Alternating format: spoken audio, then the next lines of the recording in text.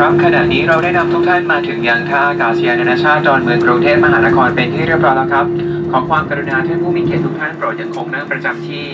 รัดเข็มขัดที่นั่งและยังคงปิดสัญญาณโทรศัพท์มือถือรวมถึงเครื่องมืออิเล็กทรอนิกส์ทุกชนิดจนกว่าสัญญาณแจ้งรัดเข็มขัดเหนือที่นั่งของท่านได้ดับลงและเครื่องบินได้ทำการจอดสนิทโปรดใช้ความระมัดระวังขณะเปิดที่เก็บสัมภาระเหนือศีรษะและกรุณาตรวจนับสิ่งของให้เรียบร้อยก่อนที่จะลงจากเครื่องบินนี้ไป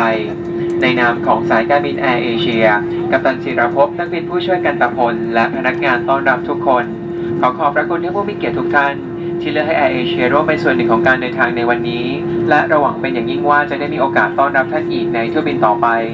เมื่อท่านเข้าถึงยังอาคารผู้โดยสารและต้องการความช่วยเหลือกรุณาติดต่อพนักงานต้อนรับภาคพื้นครับขอบคุณที่ร่วมเดินทางกับแอร์เอเชียสวัสดีครับ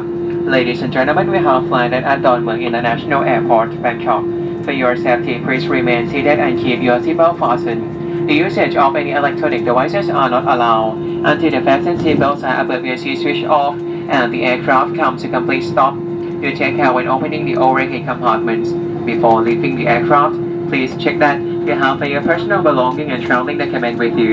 On behalf of Air Asia, Captain Sirapop, First Officer Kansapon, and all of the cabin crew would like to say thank you very much for choosing Air Asia to be a part of your journey today. It was a pleasure to have you on board and we look forward to welcoming you again soon. If you need any assistance upon arrival, please contact our ground staff. Thank you for flying with Air Asia and we wish you have a pleasant evening. สวัสดีครับ